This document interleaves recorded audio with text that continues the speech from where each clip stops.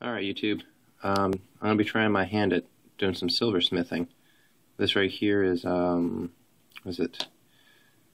I forget what it's called. Crazy Mystic Quartz or something like that. So this looks really cool. And what I'm doing is doing some silversmithing. So if you can see in there, those red lines, or those two red lines, that's where the jeweler said I have to open it up more.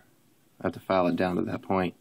And you don't want to go more than halfway through it, because then you lose the integrity of, well, not the integrity, the strength of it. So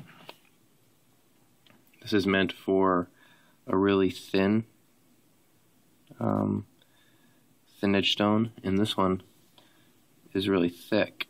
So what I'm going to have to do is first, I forgot how many carats. This is like a, it's big. I forget how many carats it is, but that's what it's going to look like once it's set. What I have to do is open it up first, open it up just a little bit, and I have to file it down so it'll hold. It'll hold right here, and I can do the opposite side and then do each side as well.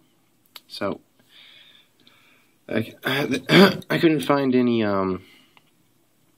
pliers that didn't have any teeth, because if you use pliers with teeth, this is my first time doing it, this is what I learned from the jeweler, if you get pliers with teeth, then it'll leave marks right here. So what I'm going to try and do is use this, because it doesn't have any teeth. So this will be my first time doing it, and I'm giving it a shot. So hopefully I don't screw it up. Hopefully it comes out good. Alright, so what we did here was, let me take this out. Look up real close. Let's see. Hope you can see that. Yeah, right there. See how I widened that right there? And I widened it. Yeah, you can see that. I filed it down there.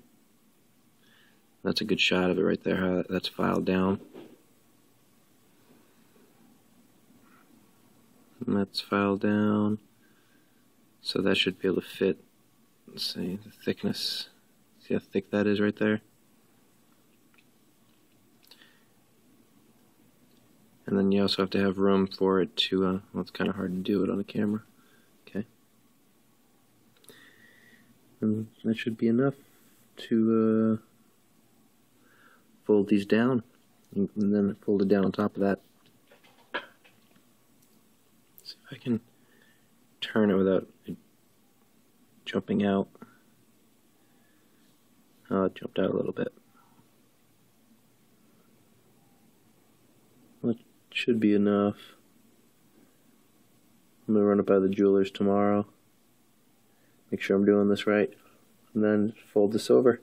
Now you don't want to use regular needle nose pliers, because they get the teeth in them, and the teeth will leave marks in it. So I have to get some teethless ones, which are almost impossible to find. So I'll probably have to custom order them online.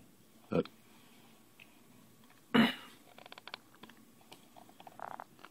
this is what it's going to look like right here. So I can turn the light on. Give you an idea. It's going to look really good. It's kind of cool that you can do your own silver work as well instead of paying somebody to do it. I think it adds more of a sentimental value. It's really not as hard as I thought it was going to be. Kind of tedious. At first it was like a real pain in the butt. I'm like, man, I should have just paid somebody. But then once you get going and get the hang of it, it's not that bad. So the next step, I'm going to be folding these over. And I'll do a video when I do that. And I have to get obviously a silver chain to put in here as well before I give it to her.